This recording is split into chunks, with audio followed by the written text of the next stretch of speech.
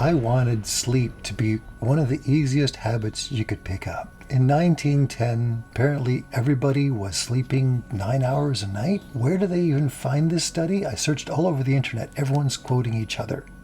Now, people sleep around 4 or 5 hours a night. Now, the thing that's most frustrating about this, to me, and hopefully to you as well, over the past few decades, we've gained access to a shorter work week, including Saturdays and Sundays off. Well, most of us. We've also gained access to a lot of time-saving tools like dishwashers, washing machines, dryers, anything from mattresses to free downloadable apps. And yet, we're losing sleep.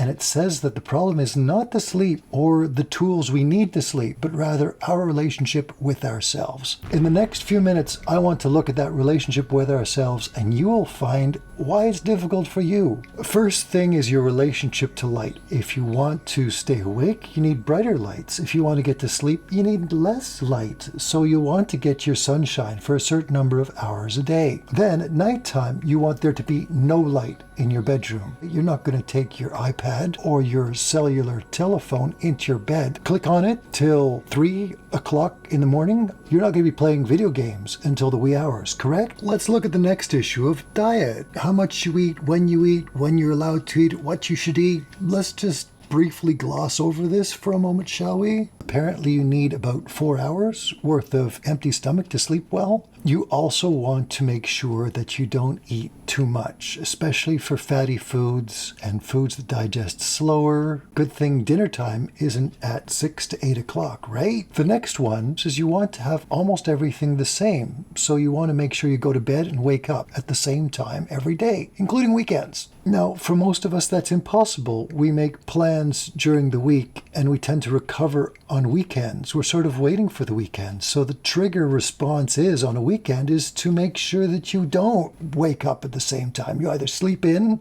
or you wake up much earlier. And for those of you who are doing shift work, you're just hooped. Also, with the lack of space many of us experience in cities, you want your bedroom to be a sort of a shrine to sleeping. It means you do nothing in your bedroom except for sleep and maybe extracurricular activities in the dark with a partner. And that's it. Now, trying to readjust your entire lifestyle to fit your sleep, apparently it's something you've been screwing up for the past 100 years. And when I say you, it includes me. It includes everyone you know. So don't feel bad about this. Don't get me wrong. You shouldn't think that just because it's so hard for you to fit into your lifestyle that it's something that's relatively trivial. Almost every form of mental health issue happens around a lack of sleep, like depression or anxiety, paranoia, suicidal ideation, the onset of diabetes and more weight gain, as if weight gain wasn't a problem to begin with that made sure you couldn't sleep. Now with a lack of sleep, you've got weight gain, which means you can't sleep. You see how this works into? I'm not sure if you get this. You'll see we've reached a bit of a paradox. It's unclear what kind of advice you can give. Brush your teeth with the exact same toothpaste every night. Get a light box, warm milk or turkey. They contain the chemicals that help you sleep a little easier. Wind down for 30 minutes. Choose quality bedding. Better bedding, better sleep.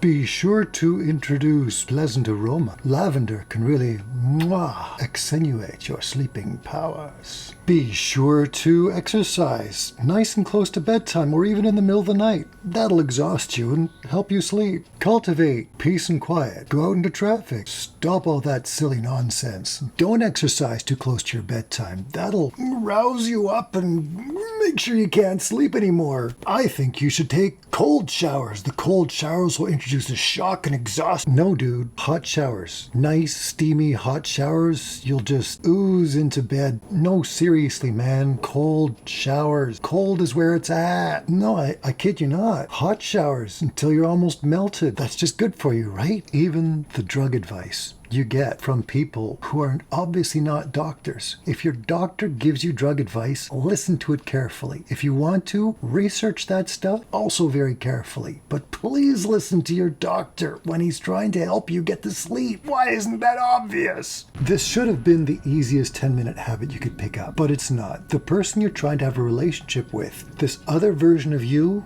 goes completely out cold and doesn't get back to you when you need them to. Some of the things you will do will work beautifully and you won't know until weeks later. It can be frustrating. It really helps to do meditation. It really helps to do your exercising. Studies have proven this as well. You'll want to try out a number of other 10-minute activities. Anything to reduce your stress and to get along with this other version of you. Sleep well.